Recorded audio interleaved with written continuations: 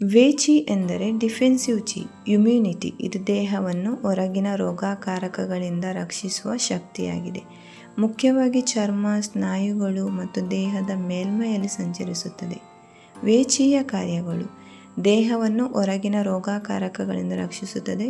ಗಾಳಿಯಿಂದ, ಚಳಿಯಿಂದ, ಬಿಸಿಯಿಂದ, ತೇವದಿಂದ, ಒಣತನ ಮುಂತಾದ ಬಾಹ್ಯ ರೋಗಕಾರಕಗಳಿಂದ ದೇಹವನ್ನು ರಕ್ಷಿಸುತ್ತದೆ.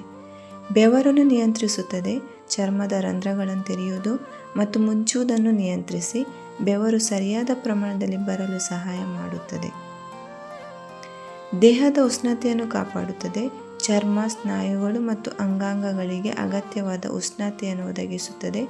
ದೇಹನ ಬೆಚ್ಚಗೆ ಇಡುತ್ತದೆ. ಚರ್ಮ ಮತ್ತು ಸ್ನಾಯುಗಳಿಗೆ ಪೋಷಣೆ ನೀಡುತ್ತದೆ. ಚರ್ಮವನ್ನು ಆರೋಗ್ಯವಾಗಿ ಇಡಲು ಹಾಗೂ ಸ್ನಾಯುಗಳನ್ನು ಬಲಪಡಿಸುತ್ತದೆ. ನಿದ್ರೆ ಎಚ್ಚರದ ಚಕ್ರವನ್ನು ನಿಯಂತ್ರಿಸುತ್ತದೆ. ಹಗಲಿನಲ್ಲಿ ದೇಹದ ಮೇಲ್ಮೈಯಲ್ಲಿ ಸಂಚರಿಸಿ ನಮ್ಮನ್ನು ಚುರುಕಾಗಿರಿಸುತ್ತದೆ.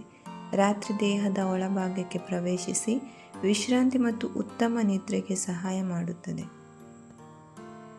ಡಿಫೆನ್ಸಿವ್ ಚಿ, ಇಮ್ಯುನಿಟಿ ವೀಕ್ ಆದಾಗ ಕಾಣುವ ಲಕ್ಷಣಗಳು: ಆಗಾಗ ಜ್ವರ ಮತ್ತು ಶೀತ ಆಗುವುದು, ರೋಗ ನಿರೋಧಕ ಶಕ್ತಿ ಕಡಿಮೆಯಾಗುವುದು, ಕಾರಣವಿಲ್ಲದೆ ಹೆಚ್ಚು ಬೆವರುವುದು, ಬೇಗ ದಣಿವಾಗುವುದು, ಗಾಳಿ ಅಥವಾ ಚಳಿಗೆ ದೇಹ ಸಂವೇದನೆ ಆಗುವುದು,